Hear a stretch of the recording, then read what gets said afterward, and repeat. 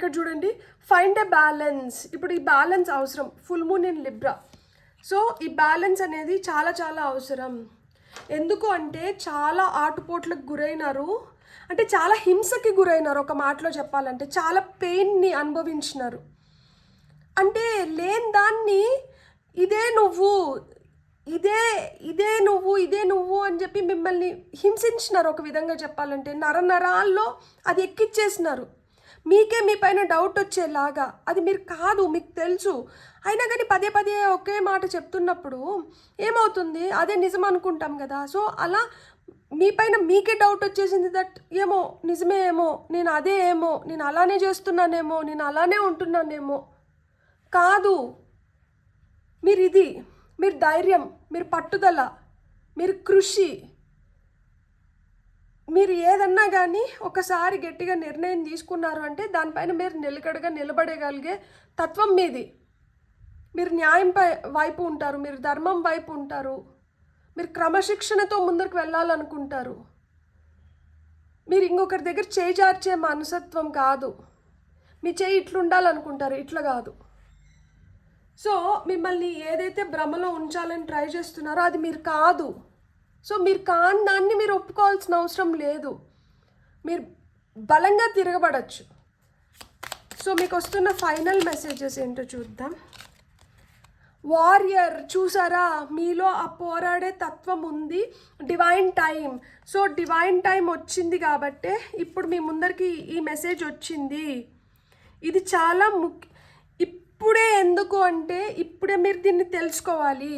ఇప్పుడే ఇంకేదన్నా కొన్ని భ్రమలు ఇలాంటి మనుషులు సృష్టిస్తుంటే, ఇలాంటి సంఘటనలు మీకు ఎదురవుతుంటే ఇప్పుడే బలంగా మీరు తెలుసుకోవాల్సింది ఏంటి అంటే, కాదు ఇది ఒక భ్రమ, దీన్ని కావాలని నా నెత్తినేసి రుద్దుతున్నారు, నేను ఇలా నేను రుద్దించుకోను, ఇంకా నన్ను ఎవరు బిట్రే చేయలేరు, ఇంకా నన్ను ఎవరు మోసం చేయలేరు.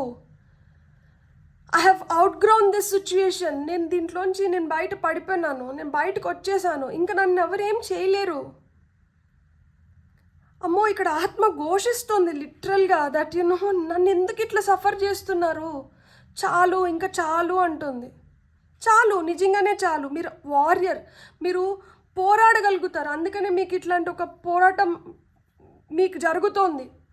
నన్నే ఎందుకు, నేనే ఎందుకు అని మీరు దేవుణ్ణి ప్రశ్నించునింటే, ఎందుకంటే మీరు పోరాడగలుగుతారు, ఇంకొకరు పోరాడలేరు. మధ్యలోనే గివప్ ఇచ్చేసి నింటారు.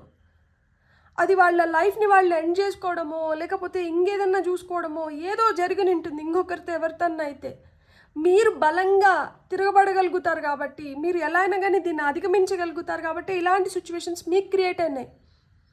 మీరు బలంగా మీ రాతలో ఇవి రాసుకొని వచ్చినారు. ఇలాంటి సిచ్యువేషన్స్ని నేను అధిగమించాలి, నేను బలంగా నేనేంటో నిరూపించుకోవాలి, అండ్ ఫాస్ట్గా నేను నా లైఫ్ సైకిల్స్ని కంప్లీట్ చేసుకొని నేను నిర్వాణ స్టేట్లోకి వెళ్ళాలి, నేను మోక్షం పొందాలి. అందుకే మీకు ఇవి వచ్చినాయి. ఇప్పుడు డివైన్ టైమింగ్ వచ్చింది కదా, ఇప్పుడు ఆ కార్మిక్ డెప్త్స్ అన్నీ అయిపోతున్నాయి. ఇప్పుడు మీకు సొల్యూషన్స్ వస్తున్నాయి. ఇది ఒక సిగ్నిఫికెంట్ ఫేజ్. మీకు కొత్త ఆపర్చునిటీస్ వస్తున్నాయి for you to grow and transform. మారడానికి, సిచ్యువేషన్స్ని మార్చుకోవడానికి, మీరు మారడానికి, మీరు ఎదగడానికి, టు అవుట్గ్రో దిస్ సిచ్యువేషన్. సో మీలో ఆ స్ట్రెంగ్త్, ఆ రెసిలియన్స్ ఉంది కాబట్టే మీకే ఇలాంటి సిచ్యువేషన్స్ వచ్చినాయి. సో ఇంకొకసారి అడగండి దేవుణ్ణి, నాకే ఎందుకు ఇలాంటి సిచ్యువేషన్స్ని ఇచ్చినావు, నన్నే ఎందుకు ఇలాంటి వాటికి ఎంచుకున్నావు అని చెప్పి. ఎందుకంటే మీలో ఆ పోరాడే తత్వం ఉంది. మీరు యోధులు, మీరు పోరాడగలుగుతారు, మీరు శక్తివంతులు. అందుకనే మిమ్మల్ని చూస్ చేసుకున్నారు. అండ్ ఈ పోరాటంలో మీరు విజయం పొందుతున్నారు. అంతిమ విజయం ఎవరిది అంటే మీదే, మీదే, మీదే. బ్యూటిఫుల్. God bless. మీకు రీడింగ్ నచ్చిందంటే please like, share and subscribe. Thank you.